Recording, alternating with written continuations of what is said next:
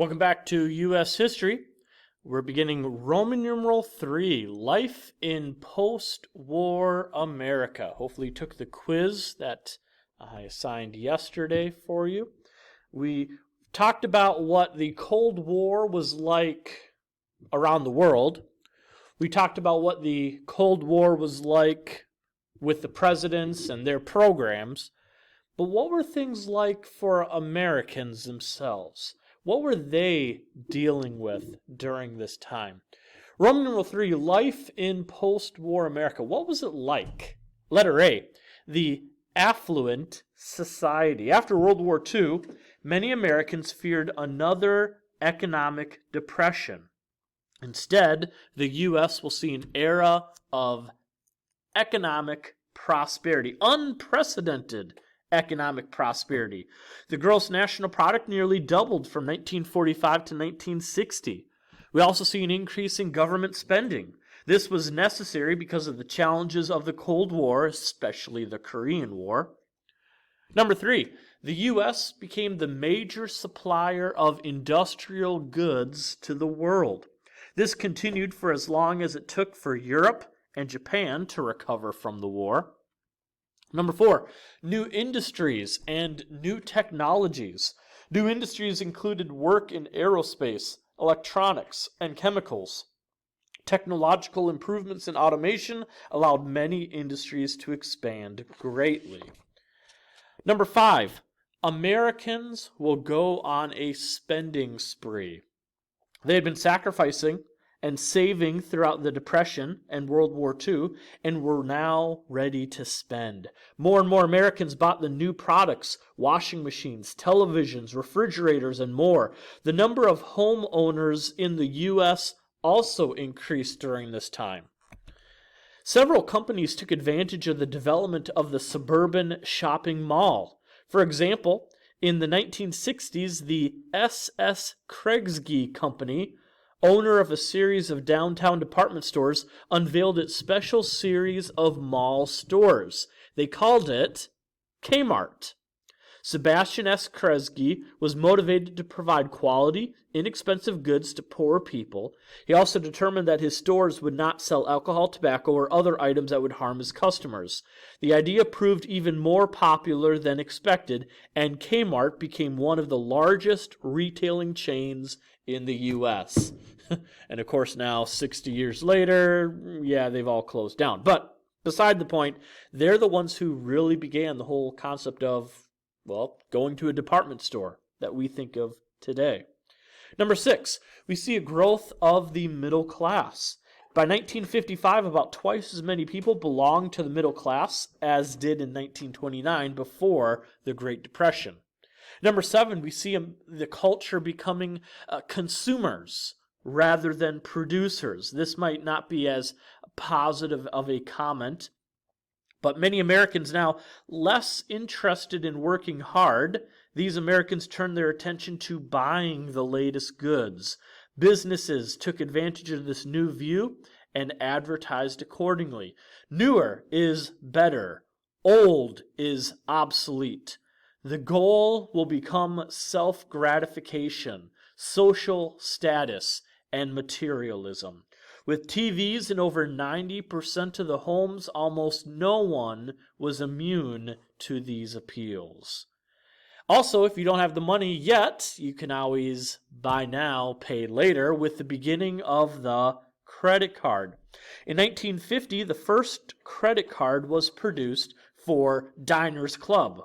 By 1965, more than 1 million people had credit cards. Shopping malls were built in the suburbs. Past generations who had disliked the drudgery of buying produce now saw the 1950s shopping as a leisure activity. Transistor radios, phonographs, and 45s, those were small record players, helped enhance the popularity of music and movie stars. Letter B, let's talk about the family. Baby boomers. This is the generation of kids who were born between 1945 and 1960. For example, my parents would fall under this category of baby boomers.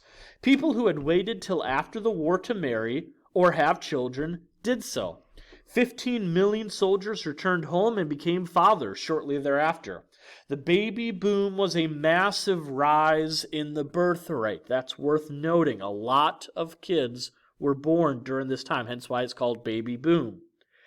During that time, the U.S. population grew by 30%. With prosperity, couples had more children. Television during the 1950s celebrated the ideal family.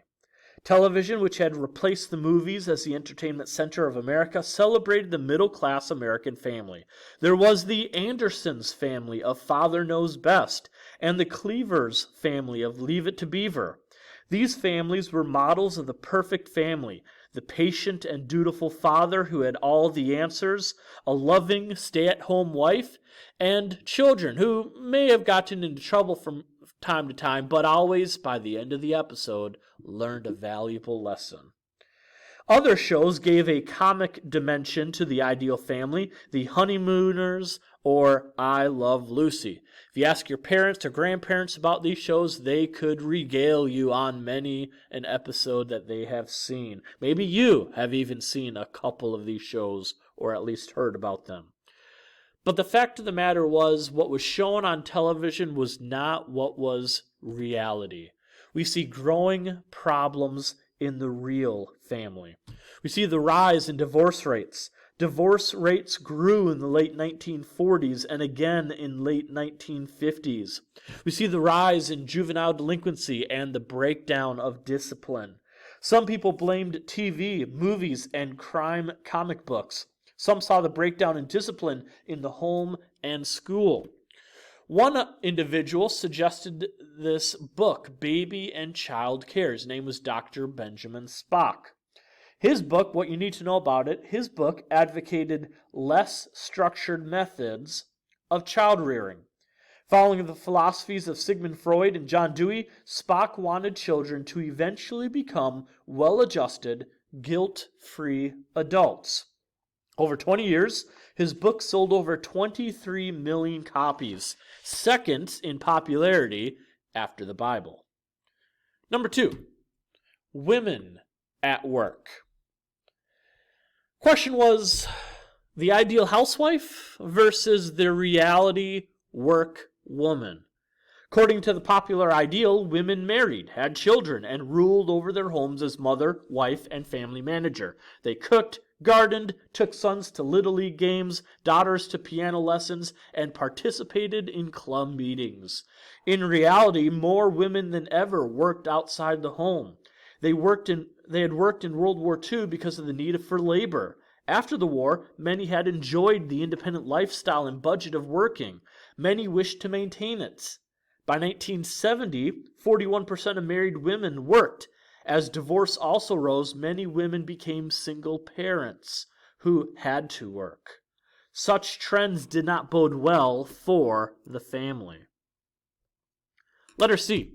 We see the emergence of minority rights. The civil rights movement begins during this time. In America, the civil rights movement, it refers to attempts by blacks to secure the exercise and protection of their civil rights. Truman was the first president to promote the civil rights movement in greater deal. He ended discrimination in the armed forces. Before Truman, blacks and whites were segregated in the armed forces. Afterward, blacks and whites were integrated and discrimination was ended. 1947, Jackie Robinson became the first black baseball player. On page 544, there is a box entitled Jackie Robinson. I want you to read that box to yourself. Once you have finished, please unpause the video, and we will continue. In 1954, we have Brown versus the Board of Education. This was the first great victory of the modern civil rights movement. It was a Supreme Court case that ordered the end to segregation in public schools. Some states resisted. The governor of Arkansas even used the National Guard to block 9 black students from entering a high school. To deal with this situation, President Eisenhower used troops to protect the black students, to keep order in the school, and to enforce obedience to the court ruling. In 1955, Rosa Parks became well known, and the bus boycott took place. At this time, blacks had to sit in the back of all city buses in Montgomery, Alabama. A tired black seamstress, Rosa Parks, refused to give up her seat to a white male. She was arrested and fined for refusing the bus driver's order to stand. Her small action energized the civil rights movement, and the black population boycotted. That means they refused to ride the public buses. It devastated the bus business, and a later Supreme Court ruling made it illegal to force blacks to the back of the bus. Martin Luther King Jr. was a leader of the bus boycott movement. Influenced by reading about Henry David Thoreau and Mohandas Gandhi, he advocated using non-violent resistance and civil disobedience. That's probably what you need to know about him. King believed that black churches could most successfully lead the civil rights movement. In 1957, he organized the Southern Christian Leadership Conference to further the cause of black rights.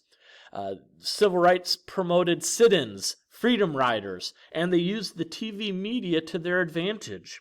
In the South, state government still opposed many rights for blacks. Young black people staged sit-ins at restaurants and lunch counters that refused their service. Blacks and whites, known as freedom riders, rode buses across the Deep South to challenge segregated buses and terminals. Television aided the civil rights movement when news cameras showed dogs, tear gas, and fire hoses being used against non-violent demonstrators in their protests. Americans increasingly sympathized with the victims. Is civil disobedience ever acceptable? In the book America, the Last Best Hope, which I have on my bookshelf, here's a quote that answers that question. Dr. King emphasized that respect for law was essential. He wrote that when he was forced to resist an unjust law as a last resort, he had to be willing to submit to the punishment that was meted out. In this, Dr. King was well within the American tradition and the Christian tradition of civil disobedience. King also coupled his determination to engage in civil disobedience with a firm respect for higher law and lawfulness.